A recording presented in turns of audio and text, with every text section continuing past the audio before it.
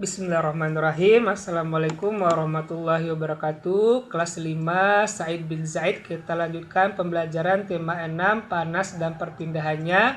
Alhamdulillah kita sudah sampai pada subtema yang ketiga ya. Kali ini kita akan belajar tentang muatan IPA, yaitu menjelaskan benda-benda yang bersifat menghambat dan mempercepat perpindahan kalor. Ingat, kalor itu adalah energi panas yang berpindah. Perhatikan cara-cara menghambat dan mempercepat perpindahan kalor tabel berikut ini. Nah, jenis perpindahan kalor ada konduksi, konveksi, dan radiasi. Konduksi itu apa? Perpindahan kalor tanpa zatnya ikut pindah ya. Nah, contohnya adalah perpindahan kalor pada besi. Nah, cara menghambatnya bagaimana? Menggunakan benda-benda bersifat isolator. Nah, isolator itu apa? Benda-benda yang menghambat, yang tidak bisa panas untuk mengalir di sana. Kalornya tidak bisa mengalir di sana seperti karet, plastik, kain wol, atau ebonit.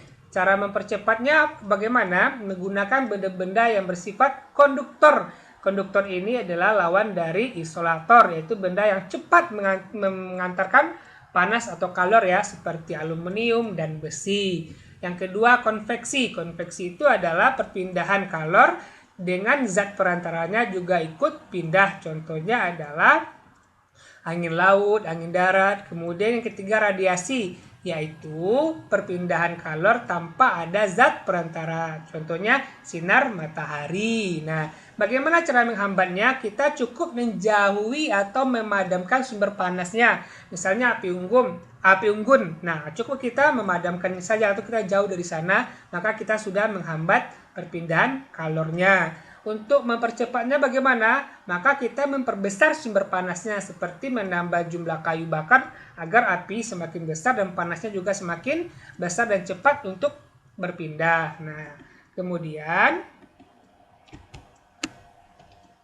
menjelaskan alat-alat yang digunakan untuk menghambat perpindahan kalor dalam kehidupan sehari-hari. Perhatikan benda-benda berikut. Nah, sini ada yang pertama adalah setrika, yang kedua wajan untuk memasak ya. Yang ketiga ada ini namanya solder ya. Ini alat elektronik. Nah, yang ini perpindahan kalornya adalah dengan konduksi, ini juga konduksi, yaitu perpindahan kalor tanpa zat perantaranya nggak pindah ya. Nah, mari kita lanjutkan dulu. Nah, benda A adalah setrika. Setrika fungsinya untuk merapikan pakaian. Setrika memanfaatkan prinsip perpindahan panas konduksi. Sumber panas berasal dari elemen yang dipanaskan. Panas yang dihasilkan kemudian memanaskan alat setrika. Alat setrika merupakan logam yang bersifat konduksi. Agar setrika dapat digunakan, diperlukan bahan penghambat panas seperti kayu dan plastik agar kita dapat memegang setrika. Nah, kita kembali ke slide tadi. Nah, ini dia setrika. Nah, yang mana yang bersifat konduktor atau yang mengantar panas ini ya, yang bawah ini lem ini panas ya. Nah, yang isolator yang mana? Itu gagangnya ini yang terbuat dari plastik yang tidak panas ya. Nah, ini adalah wajan. Yang mana yang konduktor yang mengantar panas, yang percepat panas yang mana? Yaitu yang bagian besinya ini ya. Sementara yang isolator yang menghambatnya adalah gagangnya, sehingga gagangnya kalau kita pegang tidak panas. Begitu juga dengan solder, yang mana yang konduktor yang mempercepat panas yaitu besinya ini ya. Nah, sementara yang isolator yang menghambat panasnya itu ya adalah pegangannya ini yang terbuat dari plastik. Nah, begitu ya. Nah, kita lanjut. Nah, ini ada latihan, kita jawab bersama-sama saja nomor 59. Apa syarat benda disebut konduktor dan isolator? Tuliskan masing-masing contohnya. Kalau konduktor dia itu adalah mempercepat perpindahan panas. Contohnya besi, kemudian aluminium, seperti itu ya. Nah, kalau isolator adalah benda-benda yang menghambat perpindahan panas atau kalor. Contohnya adalah kayu, kain, plastik gitu. Oke. Nah, yang kedua, perhatikan aktivitas berikut. A.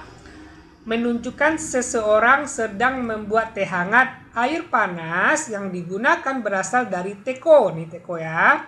Orang tersebut dapat memegang teko karena ada bahan yang menghambat kalor. Menurutmu, bahan apa yang menghambat kalor tersebut? Yaitu ini ya, gagangnya ini, yaitu ini bisa plastik ya. Karena plastik itu adalah isolator, dia penghambat kalor sehingga dia nggak panas. Kalau teko yang dalam ini adalah dia itu konduktor, itu panas dia. Jadi panas yang di teko ini tidak sampai ke gagangnya sehingga bisa kita pegang ya. Kemudian gambar B menunjukkan seseorang yang mengalami kedinginan karena musim dingin. Orang tersebut membutuhkan panas untuk menghangatkan tubuhnya. Berdasarkan gambar, bagaimana cara orang tersebut dapat memperoleh sumber panas nih ya? Yaitu dengan cara meniupkan udara dari mulutnya ke tangannya. Coba antum tiupkan udara dari mulutnya itu, maka tangan antum akan terasa panas. Nah, itu caranya ya. Oke. Jazakallah, itu pelajaran kita hari ini. Jangan lupa antum kerjakan tugasnya di classroom ya. Assalamualaikum warahmatullahi wabarakatuh.